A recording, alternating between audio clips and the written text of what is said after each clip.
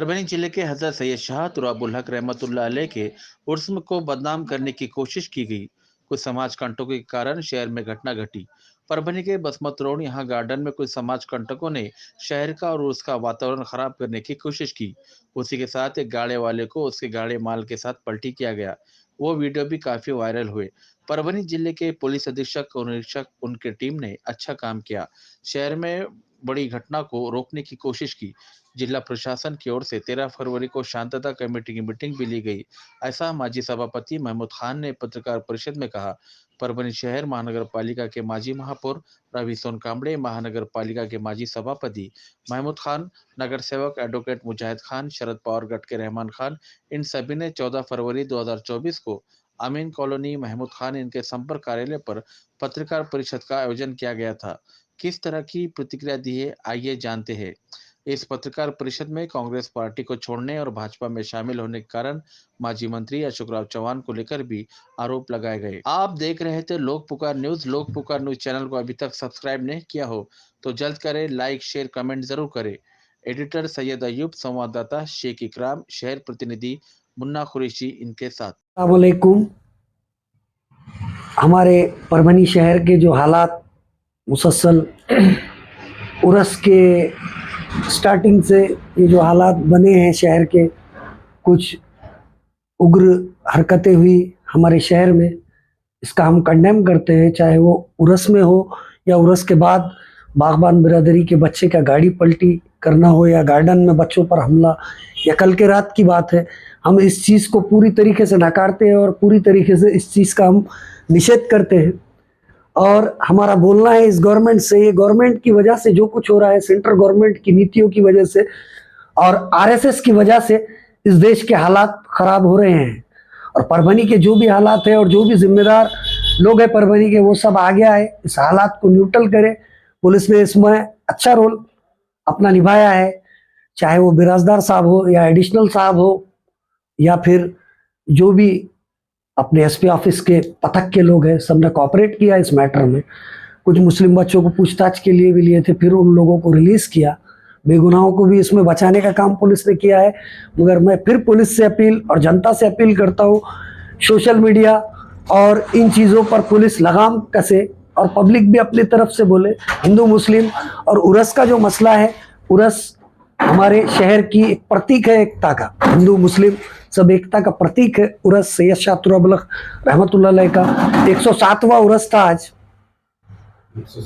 117वां उर्स था ये इस साल का, फरवरी से जो शुरू हुआ था।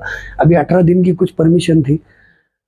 तो इसमें कल खासदार का एक बयान आया, परभनी के खासदार का, ये उर्स के मसले की वजह से, उर्स के मसले में दोनों पार्टी जो दो लोगों को जो टेंडर मिला है तो उनको जिम्मेदार बता रहे कि वहां से जो शुरुआत हुई, तो इसको कैसा देखेंगे? नहीं, शुरुआत कहीं से भी हो, टेंडर लिए ये लोगों ने जानबूझ के करे या कोई कराया, इस बात से मैं तो वो नहीं हूँ। शुरुआत उससे खासदार साहब का जो बोलना है वो भी है, मगर इसके बाद जो हालात बने और इसके बाद जो हालात बढ़ रही है, मानसिकता दर्शाती है कि एक दूसरे के विरोधक इस चीज़ को ठंडा करना ज़रूरी है। सभी समाज के जिम्मेदार लोगों ने आगे आकर इस चीज़ को न्यूट्रल करना ज़रूरी है, यंग यूथ को इस बात को, क्योंकि आज के दौर में सोशल मीडिया पर आग हवा की तरह फैल रही है कोई भी बात का। हम फिर से शासन प्रशासन से अपील करते हैं कि इस मैटर को ईजी न ले। फिर जिम्मेदार यहाँ पर परभनी शहर में हर ग्रुप से, सीएम का भी ग्रुप है और बीजेपी ग्रुप है, सभी ग्रुपों को बुलाना और बात करना। और रही बात आरएसएस और बीजेपी की, उनकी मानसिकता यही है। अभी मसले, चाहे वो बाबरी मस्जिद का मसला हो, अभी ज्ञानवापी का मसला हो, हिंदू मुस्लिम ये विवाद को करके फिर 2024 का इलेक्शन बीजेपी का प्रोपेगेंडा है। हम लोग इनका बहिष्कार आखिरी दम तक करते रहेंगे, चाहे वो बीजेपी हो या चाहे आरएसएस हो। तो इसीलिए हम हमारा पक्ष क्लियर करने के लिए और फिर जनता से हम अपील करने के लिए आप लोगों के थ्रू ये प्रेस कॉन्फ्रेंस रखें। हम लोग एक मैसेज शहर का अच्छा जाना, यंग यूथ किसी भी कॉलेज के रहो, हर कॉलेज के रिस्पॉन्सिबल पर्सन्स को बुलाकर इस चीज़ को बोलना चाहिए कि आपसी सद्भाव रखें। और देखिए, आप दरगाह का जो उर्स है, दरगाह की जिम्मेदारी रेंगे परिवार के पास है। देखिए, वो एकता का प्रतीक है दरगाह, इस चीज़ को मैटर बनाना चाहिए नहीं। और सभी ने मिलकर इसका रास्ता ढूंढना चाहिए। ये इलेक्शन का स्टंट है बीजेपी और आरएसएस की तरफ से, फिर मैं कहूँगा, और इस चीज़ पर जिम्मेदारों ने शहर के न्यूट्रल करना चाहिए सभी पक्षों को। थैंक यू आप सबका भी, आपने टाइम दिया, थैंक्स। चौहान साहब 2 बार के मुख्यमंत्री, उनके पिताजी 2 बार के मुख्यमंत्री, सेंटर में 1 बार मिनिस्टर। ये ऐसी शख्सियत है जो मराठवाड़ा पे, सातों मराठवाड़ा रीजन पे, सातों डिस्ट्रिक्ट पर इनका अच्छा खासा ग्रिप प्लस असर था। सामने ये फैसला क्यों लिए और अचानक लिए और ना किसी को साथ ले गए, ये प्रेशर में भी हो सकता है मेरी नज़र में। ईडी नहीं तो जेल, नहीं तो फिर रेल, हमारे रेल में बैठ जाओ, ये चल रहा है बीजेपी का आजकल। और रही बात परभनी की, तो हम वरपुड़कर साहब के साथ पूरी ताकत से साथ में रहेंगे, अभी भी और आगे भी साहब के साथ रहेंगे। और कांग्रेस अफवाहों पे आप लोग मत जाइए, ना साहब कांग्रेस छोड़ेंगे ना हम लोग कांग्रेस छोड़ेंगे। और हम एंटी बीजेपी और एंटी आरएसएस आखिर तक हम लोगों का स्टैंड रहेगा। हम आरएसएस और बीजेपी के छाव में भी किसी पक्ष में नहीं जाएंगे, ये हमारा निर्णय है। और साहब की हालत 3rd लाइन में साहब हो जाएंगे। आप देखिए बीजेपी किसी भी नेता को लेती है और 0 कर देती है अपने पक्ष में। और साहब बहुत बड़े आदमी थे, कांग्रेस ने उनको, हर कार्यकर्ता ने मोहब्बत किया मराठवाड़ा के, और साहब का फ्यूचर भी ब्राइट था। लेकिन अब वहाँ फ्यूचर साहब का 3rd लाइन में रहेगा साहब की इस हालत को देखकर। और हम खुद साहब के फैसले से खुश नहीं हैं, लेकिन हमारे पास हमारे नेता वरपुड़कर साहब की अगुवाई में हम फिर से मजबूती से लड़ेंगे। आने वाला लोकसभा हो या विधानसभा हो, एनडी गठबंधन से जिसको भी टिकट मिलेगा हम लोग खुल के उसका काम करेंगे। और ये जो राज्यसभा का कहा जा रहा है, जैसा अभी भाई ने बोले इंडोरा साहब की वजह से, ये भी मानसिकता दर्शाती है कि ये सबकी अंदर की चड्डी भगवी थी। बस मेरा यही बोलना है। और साहब के उस पर मेरे को राहत इंदौरी साहब याद आ रहे, साहब की हालत पर। क्या दिन दिखा रही है हमें सियासत की भूख, हमें क्या दिन दिखा रही है सियासत की भूख हमें। जो कल सपूत थे वो कपूतों में आ गए, जो कल सपूत थे कपूतों में आ गए। थे इतने अजीम के ताज पड़े थे कदमों में, इतने हुए जलील के ठोकरों में आ गए। क्या बात है, क्या बात है। थैंक यू साहब को। आगे के एक लास्ट क्वेश्चन, कांग्रेस से भारतीय जनता पार्टी में जाने से अशोक चौहान, क्या महाराष्ट्र के अंदर कांग्रेस को कोई फर्क नहीं, कमजोर हो सकती है, ऐसा लगता है? नहीं, कांग्रेस एक बड़ा दल है, एक समंदर है। आज भी कांग्रेस की अपनी वोट बैंक है।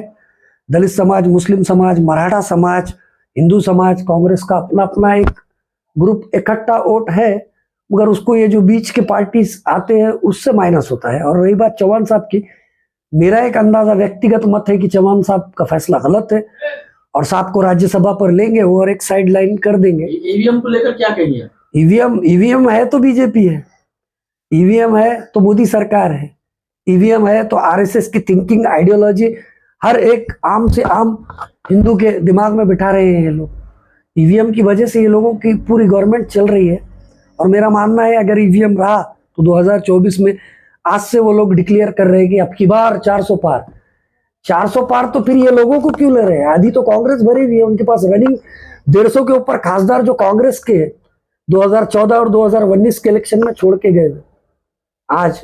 और अगर इन्हों जब इतने सक्षम है और इतने पावरफुल है बीजेपी और इतना वर्ल्ड लीडर बनने की कगार पे मोदी जी, तो फिर ये नेताओं को लेने का मकसद क्या है? आज महाराष्ट्र का क्या हाल हुआ है, और ये कोई मामूली बात नहीं है जिस तरीके से हर पक्ष को ब्लैकमेल किया जा रहा है, ये तो दिख के आ रहा है। इसमें प्रिंट मीडिया, इलेक्ट्रॉनिक मीडिया भी मैनेज है बीजेपी और आरएसएस के कहीं ना। क्या लगता है कि महाराष्ट्र के साबिका मुख्यमंत्री अशोक चौहान ने सियासी खुदकुशी की है बीजेपी ने जाकर? ये यही है, ये आपकी बात से मैं सहमत हूँ। या फिर ये ब्लैकमेलिंग हो सकता है, क्योंकि इतना बड़ा नेता जब वो जा रहे तो कहीं ना कहीं कुछ आमदार साथ में होते थे। या अकेले फैसला, इमरजेंसी में, तातड़ी में फैसला लिया हुआ है, ये चीज़ से हम उनके खिलाफ है और फ्यूचर में भी खिलाफ रहेंगे हम लोग। दलित मुस्लिम वोट से अब सामने उम्मीद नहीं रखना, हमारा बोलना है। और मराठवाड़ा से साहब को जो प्यार मिला वो कांग्रेस पार्टी में रहते हुए जितना मिला उतना मेरे अंदाजे से बीजेपी में साहब 3rd लाइन रहेंगे। सपूत थे कपूतों में साहब खुद आ गए। एक बार फिर एक बार शेर, वही शेर साहब पर मैं फिर राहत इंदौरी साहब का एक शेर मुझे याद आता है। क्या दिन दिखा रही है सियासत की भूख हमें, क्या दिन दिखा रही है? सियासत की भूख हमें। जो कल सपूत थे वो कपूतों में आ गए, जो कल सपूत थे वो कपूतों में आ गए। थे इतने अजीम के ताज पड़े हुए थे कदमों में, थे इतने अजीम के ताज पड़े हुए थे कदमों में, इतने हुए जलील के ठोकरों में आ गए। अल्लाह।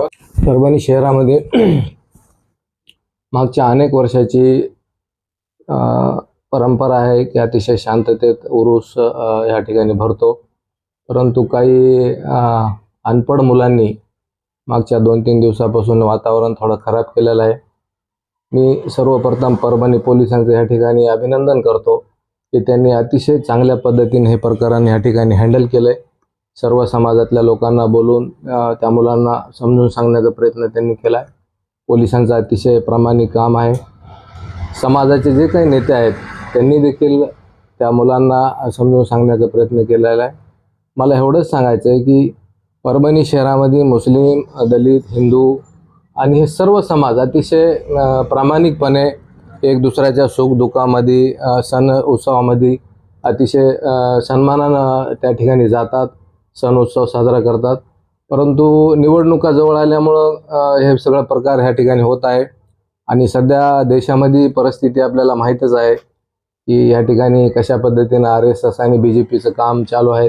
त्याचाच एक भाग म्हणून या ठिकाणी उर्सामध्ये हा प्रकार घडविण्याचा प्रयत्न त्या समाजकंटकांनी केलेला आहे। समाजकंटक कोण्या जातीचा नसतो, तो समाजकंटकाचा असतो। त्याचं कामच आहे समाजामध्ये त्या ठिकाणी भांडण लावायचं। परंतु परभणी शहराचा मुस्लिम समाज आणि हिंदू आणि दलित समाज हे सर्व समाज अतिशय चांगल्या पद्धतीने या ठिकाणी सुख आणि समृद्धीनं नांदत आहेत। मला ह्या प्रसंगी एवढंच सांगायचं आहे की ज्या पक्षाचे, ज्या संघटनेचे कोणी कार्यकर्ते जर हुज्जत घालत असतील तर त्या संघटना आणि पक्षाच्या आणि त्या कार्यकर्त्यांच्या नेत्याचं परम कर्तव्य आहे की आपल्या लोकांना समजून सांगायचं। सद्भावना आणि एकताने ह्या ठिकाणी आपण सर्व नांदत आहोत। कोणताही अनुचित प्रकार घडू नये जेणेकरून समाजामध्ये ह्या ठिकाणी तेढ निर्माण होईल, असं कोणतेही कृत्य होऊ नये अशीच या प्रसंगी मी विनंती करतो आणि सर्व परभणीकरांना विनंती करतो की आपण शांततेमध्ये परभणी शहरामध्ये सर्व सण उत्सव या ठिकाणी साजरे करावा। जिंतूर विधानसभा के माजी आमदार रामप्रसाद बोर्डीकर का निवेदन गया था कल SP साहब को, और उसमें ये बताया गया था कि फौरी तौर पर अगर कार्रवाई नहीं की गई, जो हिंदू समाज के बच्चों को मारा गया है, कार्रवाई अगर नहीं हुई तो उसके बाद हम अंदर घुसने की भी ताकत रखते हैं। ऐसी उनकी तरफ से ऐसे बोल सुनने को मिले, उसके ऊपर क्या बोलते? परभणी के सब लोगों को मालूम है दरगाह रोड क्या चीज़ है। वहाँ कोई जाएगा तो वापस भी नहीं आएगा। समझ के लेना चाहिए जाने वालों ने, सोच समझ के जाना हो। BJP रहो या कोई भी रहो। और बोर्डीकर साहब का तो इतिहास है, 92 के दंगल में उन्होंने जिंतूर में क्या करे क्या नहीं करे पूरे परभणी को मालूम है। हमारा अफसोस ये है कि वो जब कांग्रेस में थे तो हमको लगता था कि वो सेकुलर है शायद, मगर बाद में पता चला कि हम भी हाफ शेट्टी वालों के साथ ही काम करते थे।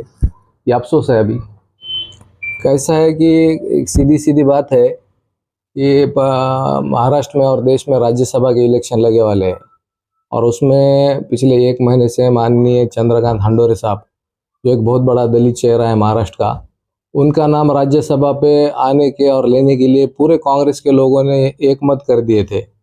सिर्फ अशोक चौहान साहब का ही विरोध था और उनकी बात कोई माने नहीं, वो नाराज हुए और BJP में चले गए। इससे पता चलता है कि अशोक चौहान साहब दलित के विरोध में कितने हैं, ये इससे पता चलता है। जातिवाद कितना है, उनका डर खौफ, पहले हमारे लोग उनको डर के पार्टी घर गांव छोड़ के जाते थे। अभी हमें खुशी है कि हमारे को डर के वो पार्टी छोड़ के BJP में चले गए। हमारे को बहुत खुशी है ये बात की। कौन बोला कि वो चौहान साहब के कट्टर समर्थक है? वो खुद ही एक समर्थक है, उनके हम लोग समर्थक है। यहाँ पे वो किसी के समर्थक नहीं, लोग नेता है, दलित मुसलमान बहुजनों को लेके चलने वाला नेता है। कांग्रेस छोड़ के कहीं नहीं जाने वाले। कांग्रेस ने उनको बहुत कुछ दिया वाला है। कांग्रेस के पहले खासदार परभणी के वरपुड़कर साहब ही थे, उन्होंने राष्ट्रवादी में गए तो एक बार भी चुन के नहीं आए, जब कांग्रेस में आए तो चुन के आए। कांग्रेस ही उनके लिए लाभदायक है। साहब कहीं कांग्रेस छोड़ के जाने वाले नहीं, सब अफवाह है।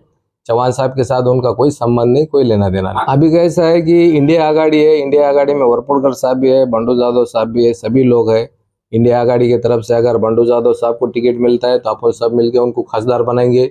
जिसको भी टिकट साहब को मिलता है तो खासदार बनाएंगे। अपनी लड़ाई RSS BJP और मनुवाद के विरोध में है। मनुवाद के विरोध में जो इधर आ जाएगा उसको खासदार बना देंगे अपन, मनुवाद के साथ जो उधर जाएंगे उसको गिरा देंगे अपन। अशोक चौहान को वोट इस दलित मुसलमान बहुजनों के थे, वोट थोड़ी गए उधर, उन्होंने खुद ही चले गए। इसका मतलब कमजोर नहीं हुई कहीं की कौन, अभी तो और ज्यादा ताकतवर बन जाएंगी हंडोरे साहब जब खासदार बन जाएंगे तो।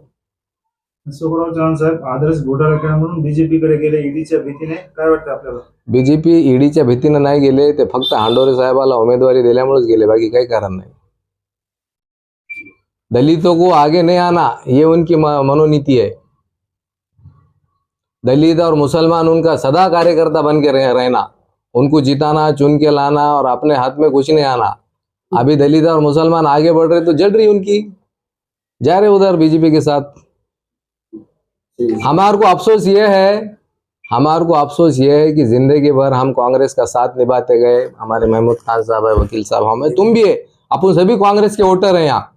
आज अफसोस ये बात का है कि पिछले कई सालों से अशोक चौहान के आगे पीछे अपन घूमे, पता नहीं था उनके जो शरीर, जो उनके कपड़े जो पहनते थे, उनके अंदर जो भगवी चड्डी थी वो आज मालूम पड़ी। उसका जिंदगी भर अफसोस रहेगा, और इसके बाद जो भी नेता रहेगा उसकी चड्डी देखने का काम करेंगे हम। कल जब भाजपा में उन्होंने प्रवेश करे फडणवीस और बावनकुळे साहब के हाथ से, तो उन्होंने बोले कि मैंने मेरी जिंदगी की नवे से शुरुआत करे वाला है।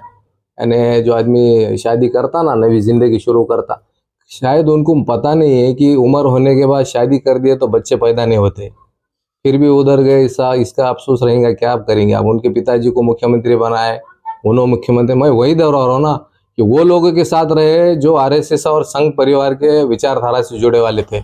अच्छा होगा बहुत जल्दी चले गए, आने वाला वक्त हमको भी सिखाएंगा कि किस लोगों के साथ रहना, किस लोगों के साथ नहीं रहना। और फिर मैं एक बार बोलता हूँ कि सिर्फ हंडोरे साहब को राज्यसभा की उम्मीदवारी मिलने की वजह से वो दलित का विरोध बोल के बीजेपी में चले गए। इस वजह से चले गए कि उनका कोई सुना ही नहीं। सोनिया गांधी किसी का सुनती नहीं, जो उसके दिल में आता, दलित मुस्लिम बहुजनों का विकास करने के लिए वो पार्टी बनने वाली है। और आने वाले वक्त में राहुल गांधी ही देश का पंतप्रधान बनेगा। और ये जितने भी है दलित और मुसलमानों के विरोध करने वाले, ये लोग बहुत जल्दी तुमको जेल के पीछे दिखेंगे। उसमें मोदी रंधो, शाह रंधो, फडणवीस रंधो, कोई भी रंधो, राहुल गांधी ही दलित मुसलमान बहुजनों को न्याय दे सकता, बाकी कोई न्याय दे नहीं सकता। गेल्या 4-5 दिवसात 8 दिवसात जे परभणीचं वातावरण बिघडलं, त्या वातावरण बिघडण्यामध्ये अनेक लोकांचा सिंहाचा वाटा आहे, जे मागून वाटा करत आहे, अशी आम्हाला लोकांच्याकडून माहिती आहे।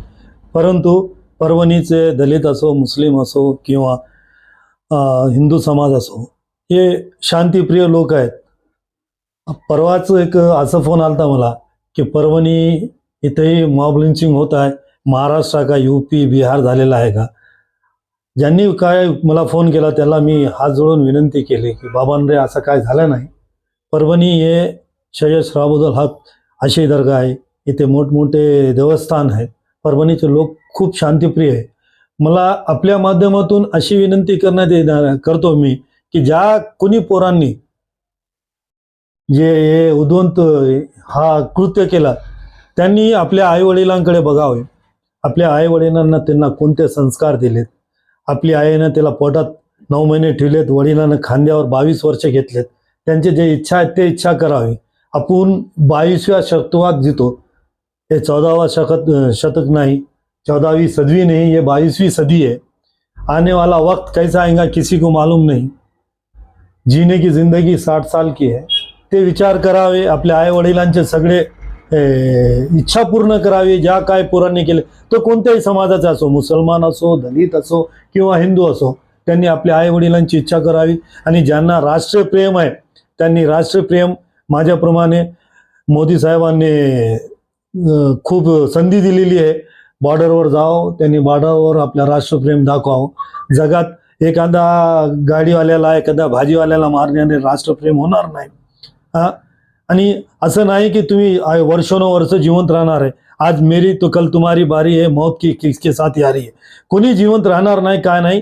आपण जगात हा ज्या दिवसापासून देवाने जर जग केला त्या दिवसापासून आपण पाहत आहोत, मोठमोठे लोक जगात आलेत, जगात गेलेत।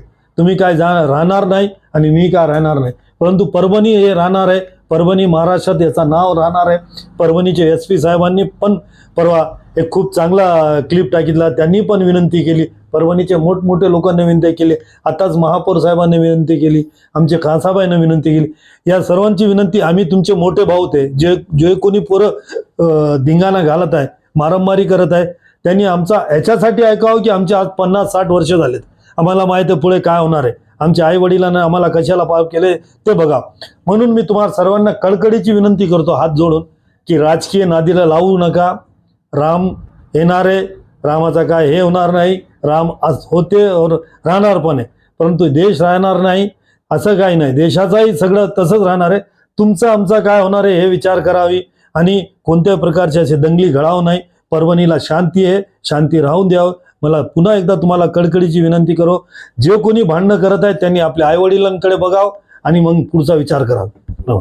आज मजबूरी इस बात की है कि आने वाली लोकसभा है और लोकसभा के मोड़ पे महाराष्ट्र के माजी मुख्यमंत्री बीजेपी का हाथ थामना, ये सारी दुनिया को जग जाहिर है कि उन्होंने क्यों गए क्या नहीं गए. जैसे अभी हमारे महापौर साहब ने बताया कि लोकसभा अनोरे साहब को दिए, वो एक बहुत बड़ा मुख्य कारण हो सकता, लेकिन आज उनके अगर कर्तृत्व, अगर उनके बैक पीछे के पूरे हरकतें बताए तो होना कुछ नहीं. जो कांग्रेस ने उनके लिए किया उसका सब जग जाहिर है. कांग्रेस ने उनको मुख्यमंत्री बनाया, सब बनाया, लेकिन पता नहीं क्यों गए. इतना बड़ा आदमी आखिरी वक्त में, वो बोलते नहीं कि लास्ट में गलती करता, वैसा आलम होगा उनका. लेकिन जो इज्जत यहाँ थी, हमारा ये आलम था कांग्रेस के परभनी जिले के कार्यकर्ताओं का कि वरपुड़कर साहब के बाद अगर किसी का नाम चाहे जबान पे रहता तो वो है अशोकराव चौहान साहब. अशोकराव चौहान साहब को जो इज्जत परभनी ने और महाराष्ट्र ने बख्शी, जो कांग्रेस ने इज्जत बख्शी, अब बोलते हैं वक्त के पहले जो इज्जत बख्शी हो वो इज्जत उनको हजम नहीं हुई. शायद मैं बहुत छोटा आदमी हूँ उनके बारे में बोलने की, लेकिन उन्होंने जो हरकत की और जो कांग्रेस छोड़ कर गए, उम्मीद नहीं लगती कि आने वाले दिनों में कोई इतिहास में उनका नाम अच्छी तरीके से लेगा. जो हरकत जो उन्होंने करे, शायद ही अल्लाह उनको माफ़ करे. आने वाला वक्त उनके लिए अच्छा नहीं रहेगा और उन्होंने जिस जगह गए वो जगह का इतिहास ऐसा है सबका, उन्हें सबको बुलाते और उसको नस्त नाबूद कर देते. ये कांग्रेस ही एक ऐसी पार्टी थी जहाँ गरीब को, अच्छे को, बुरे को बुला के उसको इज्जत बख्शती थी. वो इज्जत वहाँ मिलना नामुमकिन है, मुझे ऐसी उम्मीद है. आए अशोकराव साहब गए, आगे अल्लाह उनकी हिफाजत करे. उनका जो आलम होने वाला है उन्हें खुद अपने आंखों से देखेंगे. लेकिन ये बात तय है, कांग्रेस है, राहुल गांधी है, सोनिया गांधी है. आज़ादी से लेकर आज तक कांग्रेस थी और इंशाल्लाह जब तक दुनिया रहेंगी कांग्रेस पार्टी रहेंगी और कांग्रेस के साथ हम रहेंगे. हम वरपुड़कर साहब के साथ में रहेंगे और वरपुड़कर साहब हमारे साथ में रहेंगे.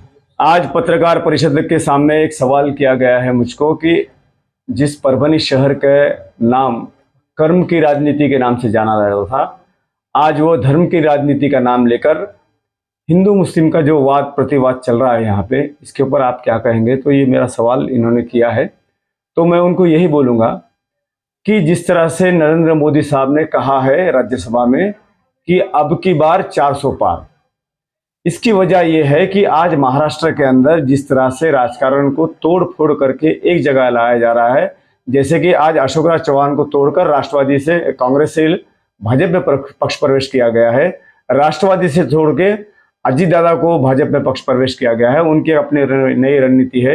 विदर्भ में फडणवीस साहब काम कर रहे हैं, कोकण के अंदर नारायण राणे जी और उनके लड़के काम कर रहे हैं. ये सभी की ये सोच लेके चल रहे हैं मोदी जी कि इस बार लोकसभा में कम से कम 35 से 40 के नजदीक खासदार हमारे आना चाहिए, क्योंकि आने वाले 2024 का ये प्लान है.